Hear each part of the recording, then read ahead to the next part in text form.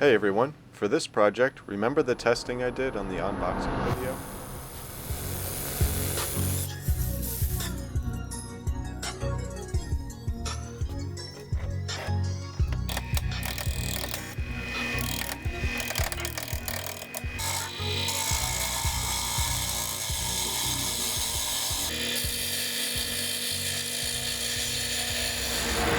And I finally got the proper wood finish in the mail, so I'm excited to be able to try that out on this project.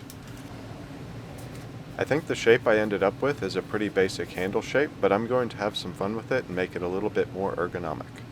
Also, since the last video, I learned that this is in fact a parting tool that I was using sideways, so I'm going to start this project off by using it the correct way to add some flat reference areas on both sides of the handle.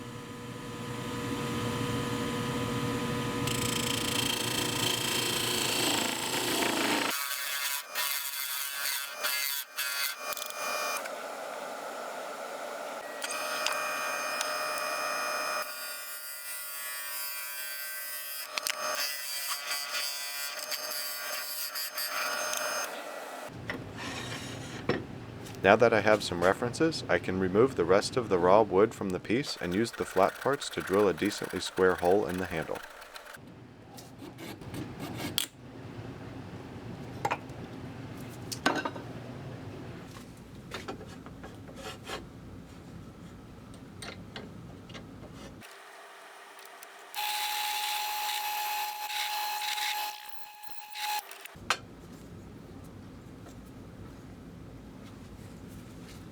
With the hole drilled, I'm going to use a bit of leftover brass tube from the ice pick project to act as sort of a mandrel to support the tailstock side of the piece. I'm doing this for two reasons. The first is because I don't think the live center is shaped in such a way that can effectively hold the part now, but more importantly, I want to be able to shape and finish the end all the way to the hole, and the live center wouldn't give me the room for the tools. Also, the other benefit of doing it this way is I can ensure that the part is spinning square, and any additional shaping I do ends up square to the hole. This next part is just having fun with a couple different tools to refine the shape a bit more.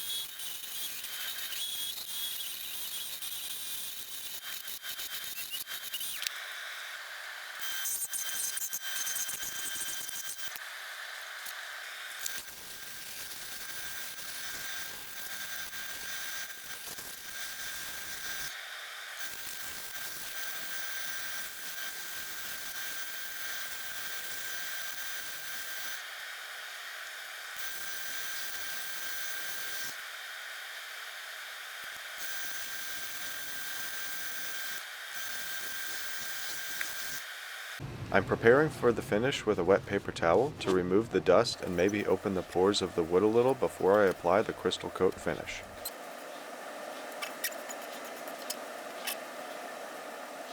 Although the bottle says this can be used as a wipe-on finish, I think it's primarily intended to be a friction finish, so I need to apply it to the spinning part using the heat from the friction to cure it.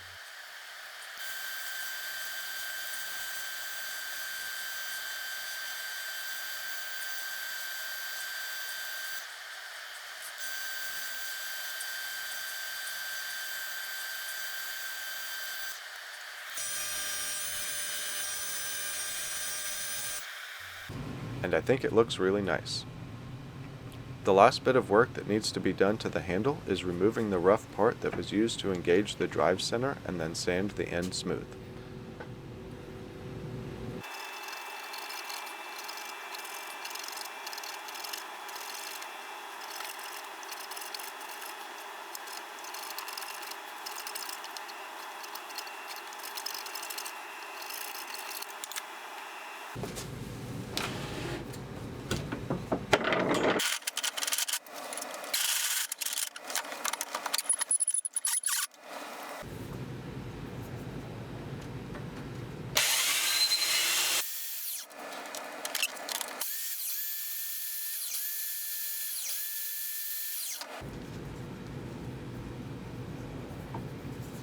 Then I had to quickly touch up some of the handle. Maybe I should have waited to do the final finish, but because of the shape, I couldn't figure out a good way to hold it securely to cut the last bit off. So if anyone has any suggestions on how to securely hold a part like this without damaging the finish, please leave a comment.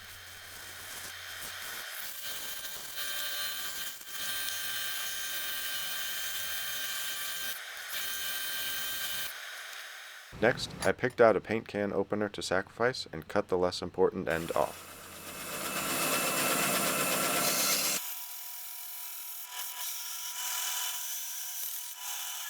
Smooth the fresh cut,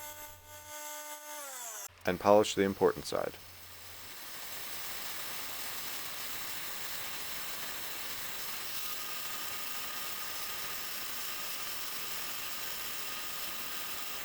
I also thought it would be cool to make a wood brand with the channel logo to mark my wood projects with. Since the New Year celebration is over, I decided to repurpose that project.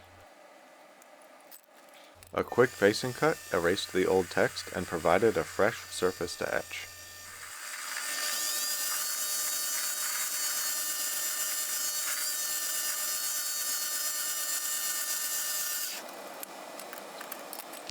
The rest of the process is the same, adding a vinyl sticker of the logo and then soaking it in the acid for a while.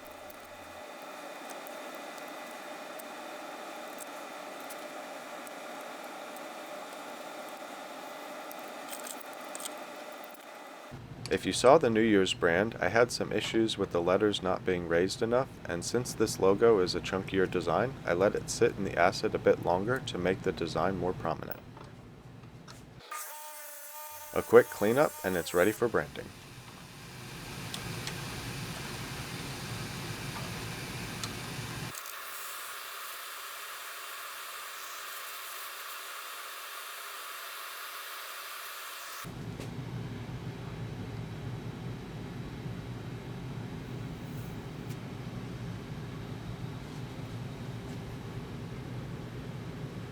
The last thing to do is put the handle on the bottle opener.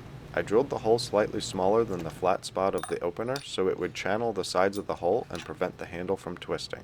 To further ensure that it doesn't fall out, I'm using a generous amount of medium thickness CA glue. The hole is probably bigger than it needs to be because I was worried about splitting if I made it too tight.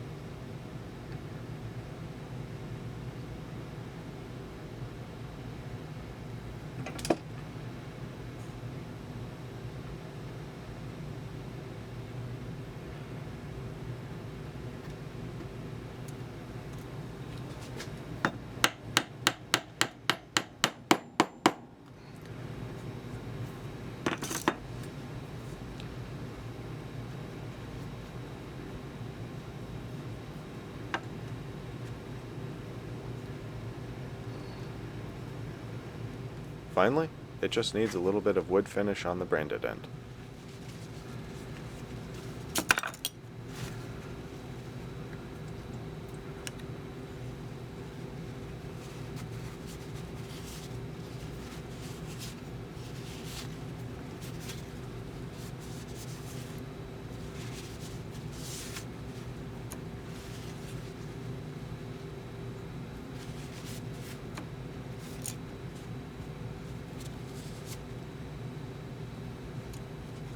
And that's it for this project. I think it's particularly neat that I just harvested this wood from an old tree that fell in the backyard, and now I have a really nice looking, comfortable to use bottle opener.